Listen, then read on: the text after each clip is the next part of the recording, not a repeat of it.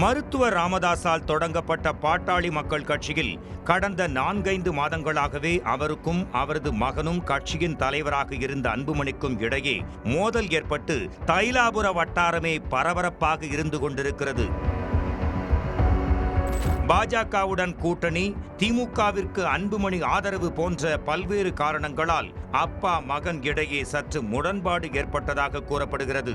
இந்த சலசலப்பு அடங்குவதற்குள் ராமதாசுக்கும் அன்புமணிக்கும் இடையில் வெளிப்படையாகவே மோதல் வெடித்தது.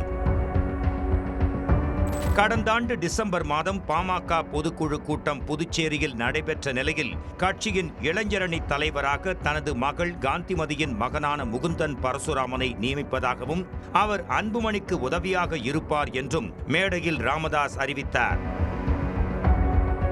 இந்த அறிவிப்பால் நிறுவனரான அப்பாவுக்கும் தலைவரான மகனுக்குமே இடையில் மோதல் வெடித்தது. இந்த நிலையில்தான் தை பிறந்தால் வழி பிறக்கும் என்று நம்பிய பாமகவினருக்கு ஆறுதல் தரும் விதமாய் இந்த ஆண்டு பொங்கலை வழக்கம் போல் தந்தையுடனே கொண்டாடி மன நிம்மதியை தந்தார் அன்புமணி. ஒரு வழியாக பிரச்சனை எல்லாம் முடிந்தது. இனி கட்சிக்குள் பிரச்சனை இல்லை, கூட்டணி குறித்து தேர்தல் நெருக்கத்தில் தான் முடிவெடுக்கப்படும் என நிம்மதி பெருமூச்சு விட்டு 3 மாதங்கள் கூட முழுதாக முடியவில்லை. அதற்குள் பாமக 2ஆக உடையும் சூழல் உருவாகியுள்ளது. அதாவது தைலாபுர தோட்டத்தில் செய்தியாளர்களை சந்தித்த பாமக நிறுவனர் ராமதாஸ் நிறுவனர் என்ற அடிப்படையில் தானே தலைவர் பொறுப்பையும் எடுத்துக் கொள்வதாகவும் அன்புமணியை செயல் தலைவராக நியமனம் செய்வதாகவும் அதிரடி அறிவிப்பு ஒன்றை அதிரடியாகவே வெளியிட்டார். தலைவர் பொறுப்பையும் நானே எடுத்துக் கொள்கிறேன். தேர்தலின் வெற்றிக்காக அயராது உழைக்க வேண்டும் என்ற நோக்கில் பாட்டாளி மக்கள் கட்சியின் தலைவராக பொறுப்பு வகித்து வரும் மருத்துவர் அன்புமணி ராமதாசு பாட்டாளி மக்கள் கட்சியின் செயல் தலைவராக நியமனம் செய்கிறேன். பாட்டாளி மக்கள் கட்சியின் செயல் தலைவராக நியமனம் செய்கிறேன். எனது பாட்டாளி மக்கள் கட்சியின் மாநில பதவி வரிசை அடிப்படையில் நிறுவனர் மற்றும் தலைவர் மருத்துவர் ராமதாசு, செயல் தலைவர் மருத்துவர் அன்புமணி ராமதாசு, கௌரவ தலைவர் ஜி.கே. மணி. இந்த அறிவிப்பு பாமகவுக்குள் அதிர்வலைகளை ஏற்படுத்திய நிலையில் தைலாபுரம் தோட்டத்தில் ராமதாசுடன் கட்சியின் கௌரவ தலைவர் ஜி.கே. மணி ஆகியோர் தொடர்ந்து சமரசம் பேசினார்கள். ஆனாலும் தான் எடுத்த முடிவு உறுதியானது என அவர் கூற பாமகவினர் கடும் அதிருப்தியில் இருப்பதாக சொல்லப்படுகிறது.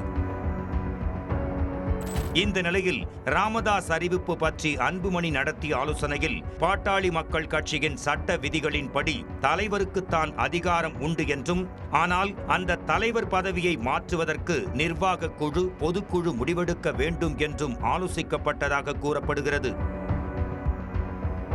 தொடர்ந்து இதை எதிர்த்து கருத்து தெரிவிக்க வேண்டும் என்று கூறிய அன்புமணி, கட்சியின் எதிர்காலம்தான் இனி முக்கியம், பாமகவின் பொதுக்குழு கூட்டத்தை கூட்டுவதாக அறிவியுங்கள் என சில நிர்வாகிகளுடன் அன்புமணி ஆலோசித்ததாக சொல்லப்படுகிறது.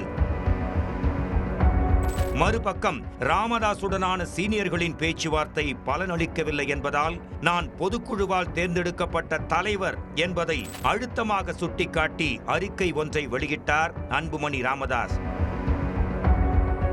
அதில் பாட்டாளி மக்கள் கட்சியால் உருவாக்கப்பட்ட கொள்கை விதிகளின்படி பாட்டாளி மக்கள் கட்சியின் தலைவரை கட்சியின் பொதுக்குழு உறுப்பினர்கள் தான் தேர்வு செய்ய முடியும் என குறிப்பிட்டிருந்தார் அன்புமணி ராமதாஸ்.